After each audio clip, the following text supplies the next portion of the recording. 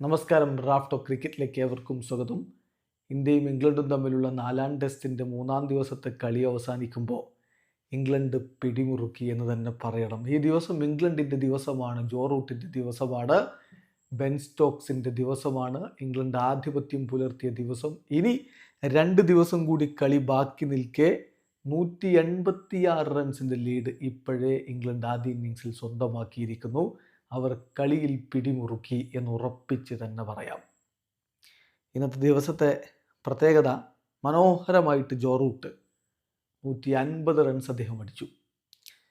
Ollie Pope 128 പന്തുകൾ നേരിട്ട് 71 റൺസുമായിട്ട് മടങ്ങി. വാഷിംഗ്ടൺ സുന്ദറാണ് മടക്കി വിട്ടത്. ഹാരി ബ്രൂക്കിനെ 3 റൺസുമായിട്ട് വാഷിംഗ്ടൺ സുന്ദർ മടക്കി വിട്ടു. അതേസമയം ബെൻ സ്റ്റോക്സും ജോ റൂട്ടും ചേർന്നുകൊണ്ട് മനോഹരമായിട്ടുള്ളൊരു പാർട്ട്ണർഷിപ്പ്. 248 പന്തുകൾ നേരിട്ട് 14 ഫോറുകളുടെ സഹായത്തോടെ 150 റൺസാണ് ജോ റൂട്ട് നേടിയത്. ഇംഗ്ലണ്ട് കണ്ട എക്കാലത്തെയും മികച്ച ബാറ്ററാണ്, ഒരു സംശയവും വേണ്ട കാര്യത്തിൽ. 13,000 റൺസും പിന്നിട്ടുകൊണ്ട് മുന്നോട്ട് കുതിക്കുന്ന റൂട്ടി സാക്ഷാൽ സച്ചിൻ ടെണ്ടുൽക്കറുടെ റെക്കോർഡിന് ഭീഷണി ഉയർത്തിക്കൊണ്ട് മുന്നോട്ട് പോവുകയാണ്. 150 റൺസ് അദ്ദേഹം അടിച്ചപ്പോൾ സ്റ്റോക്സ് ഒരു ഭാഗത്ത് നിൽക്കുന്നു. സ്മിത്ത് 9 റൺസുമായിട്ട് മടങ്ങി. ബൂംറയാണ് അദ്ദേഹത്തെ മടക്കി വിട്ടത്. അതേസമയം സ്റ്റോക്സിന് ഇടയ്ക്ക് റിട്ടയർഡ് ഹൈറ്റായിട്ട് പിൻവാങ്ങേണ്ടി വന്നു. അദ്ദേഹത്തിന് ചെറിയ ഡിസ്കംഫേർട്ട്.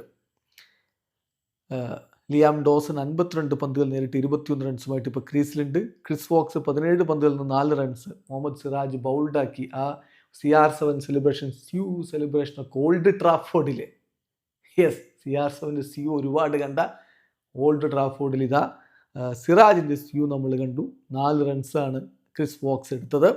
അതേസമയം സ്റ്റോക്സ് ഇപ്പോഴും ക്രീസിൽ 134 പന്തുകൾ നേരിട്ട് 77 റൺസ്. അദ്ദേഹം പിന്നീട് മടങ്ങി വരികയായിരുന്നു. ഒരു ഘട്ടത്തിൽ റിട്ടയർഡ് ആയിട്ടായിട്ട് പോയെങ്കിലും പിന്നീട് അദ്ദേഹം ബാറ്റ് ചെയ്യാൻ വേണ്ടി വന്നു. 134 പന്തുകൾ നേരിട്ട് 77 റൺസുമായി അദ്ദേഹം ക്രീസിൽ. 52 പന്തുകൾ നേരിട്ട് 21 റൺസുമായിട്ട് ലിയാം ഡോസനും ക്രീസിൽ. ചുരുക്കത്തിൽ ഇപ്പോൾ ഇന്നത്തെ സ്റ്റംസിൻ്റെ സമയത്ത് 7 വിക്കറ്റിന് 544 ഇംഗ്ലണ്ടിൻ്റെ സ്കോർ. ഇന്ത്യയുടെ ആദ്യ ഇന്നിങ്സ് 358 റൺസിൽ അവസാനിച്ചിരുന്നു. അതായത് ഇംഗ്ലണ്ടിന് 186 റൺസിന് ലീഡായി ഇതിനോടകം.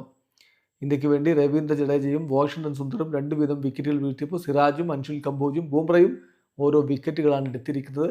എന്തായാലും കളിയിൽ ഇംഗ്ലണ്ട് പിടിമുറുക്കിയിട്ടുണ്ട്. തീർച്ചയായിട്ടും നാളെ ഇന്ത്യ തിരിച്ചടിക്കണം. എങ്കിലാണ് കളി തോൽക്കാതിരിക്കാൻ, വിജയിക്കണം എന്നല്ല നമ്മൾ പറയുന്നത്, തോൽക്കാതിരിക്കാൻ നമ്മുടെ കുട്ടികൾക്ക് കഴിയുകയുള്ളൂ. നാളെ തിരിച്ചടിക്കാൻ കഴിയട്ടെ. വീഡിയോ അവസാനിക്കുന്നു. ക്രിക്കറ്റ് ലോകത്തെ കൂടുതൽ വിശേഷങ്ങളുമായി റാഫ്റ്റോ ടോക്സ് എടുത്താം.